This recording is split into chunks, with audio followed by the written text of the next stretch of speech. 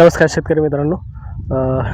मी आलो आहे सध्या खोडवा ऊसातील या प्लॉटमध्ये. खोडवा ऊसाला पहिला खताचा डोस देणं चालू आहे आणि बगला फोडणं पण चालू आहे. आता यामध्ये खताचं जे मिश्रण आहे ते 10-26-26 एक बॅग आणि युरिया एक बॅग, त्याचबरोबर एक मायक्रो न्यूटन घेतलेला आहे आणि बगला फोडत ऊसाला खताचा पहिला डोस देणं चालू आहे.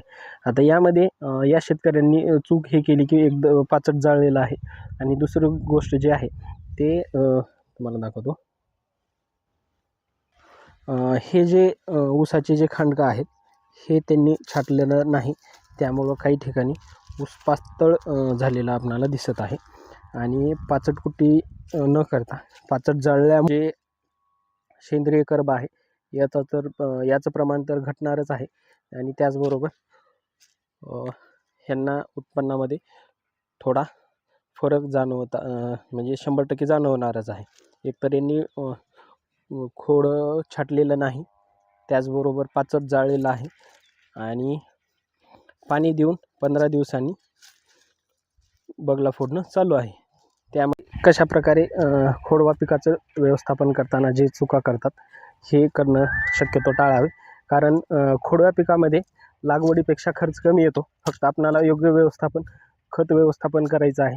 कारण सुरुवातीचं 15 दिवसामध्ये ऊस तोडल्यानंतर ऊसाची छाटणी करून पहिला बेसल डोस देणं गरजेचं आहे. त्याचबरोबर 15 ते 30 दिवसांच्या नंतर एक युरियाचा डोस आणि त्याच्यानंतर अजून एक बेसल डोस, फक्त 3च डोस आपल्याला देणं गरजेचं आहे. पण काही शेतकरी खोडवा ऊसाकडं दुर्लक्ष करतात, त्यामुळं त्यांना खोडवा ऊसामध्ये म्हणावं असं उत्पन्न भेटत नाही. त्यामुळं जर खोडवा ऊसाचं व्यवस्थापन योग्य प्रकारे जर केलं तर आपल्याला चांगल्या प्रकारे उत्पन्न भेटू शकतं. जर तुम्ही अशा चुका जर टाळल्या तर 100% तुम्हाला लागवडीपेक्षा कमी खर्चामध्ये जास्त उत्पन्न भेटू शकतं. जर व्हिडिओ आवडला तर लाईक करा, शेअर करा आणि सबस्क्राईब करा. धन्यवाद.